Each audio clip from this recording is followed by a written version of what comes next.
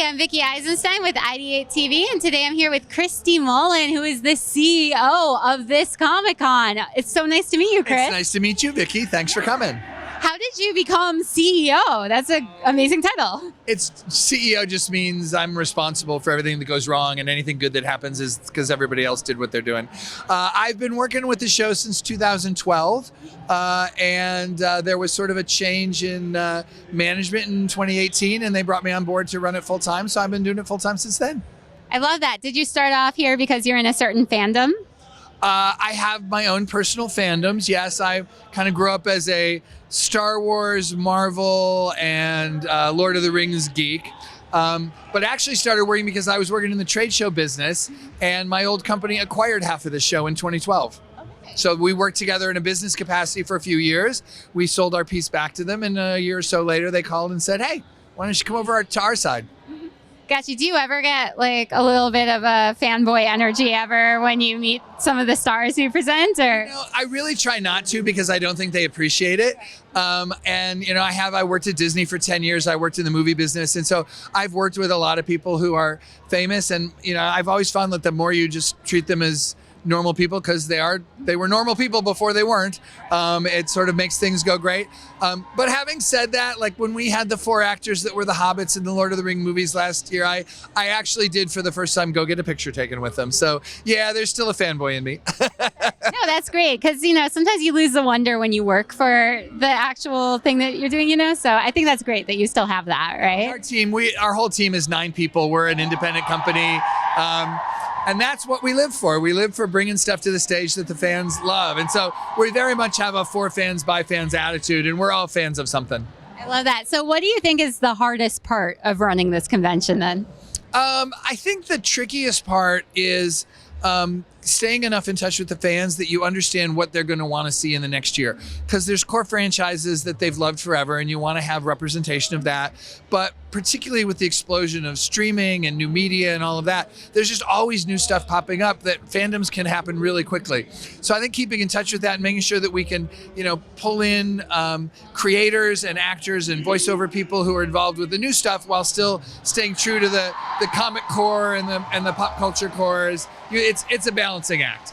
Yeah, that's interesting, because I never really thought about it, but you're probably planning multiple years in advance then. Oh yeah, we're already well into planning for next year. In fact, I was saying to somebody earlier that Ewan McGregor, who's a guest this year, we had been talking to for 3 years and scheduling, and he actually signed on as a guest a week after last year's show. So we're always sort of looking ahead and trying to figure that out. But then also at the same time, being open to fresh ideas. We had Christopher Lloyd came in as part of the Back to the Future panel. We'd been talking to Christina Ricci, and we were sitting in the office one day and said, wow, wouldn't it be great if Angelica Houston could come? We could do an Addams Family thing. And so that just sort of came together in the last 6 weeks or so.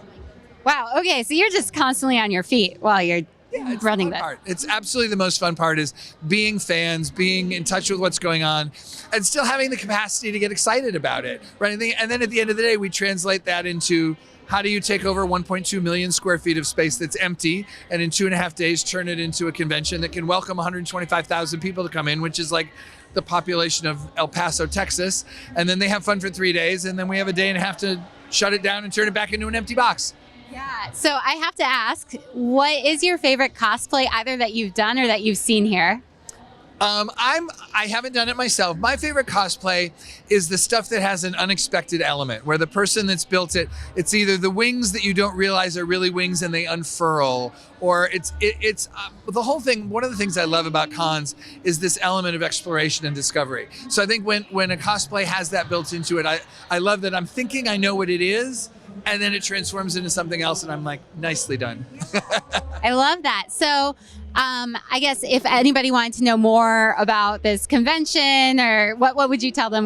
Should they look? Well, a couple of things. I mean, ComicConLA.com is our website, and we keep it up all year long.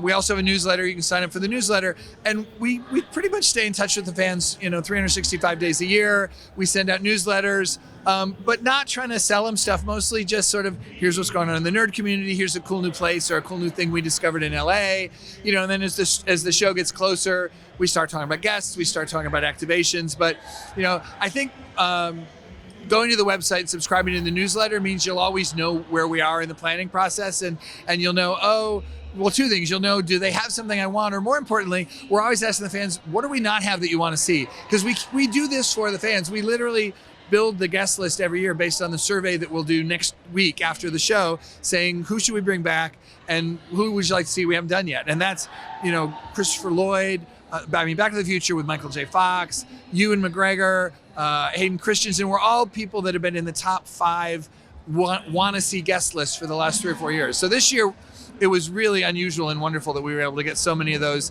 I want to see them's in the same year. Yeah.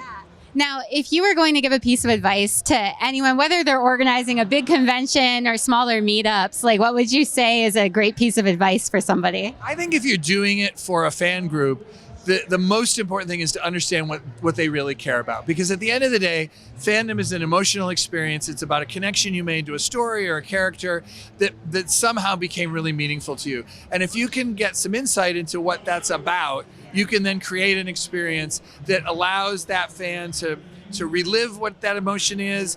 And I think one of the things I like is I worked at Disney for a while, and there's a lot of franchises at Disney that cross generations. And I love that feeling of, the parent who loves something as a kid grows up, gets to share it with their kid, and then that becomes something that the family can sort of rediscover and do together. So I think if you keep what your fans want in view, whether you're doing something small or something big, it's hard to fail if you just give them what they want, right? That's the simple answer. I love that. Well, thank you so much for doing this interview with us. I've been Vickie Eisenstein with IdeateTV. Make sure to smash that like button.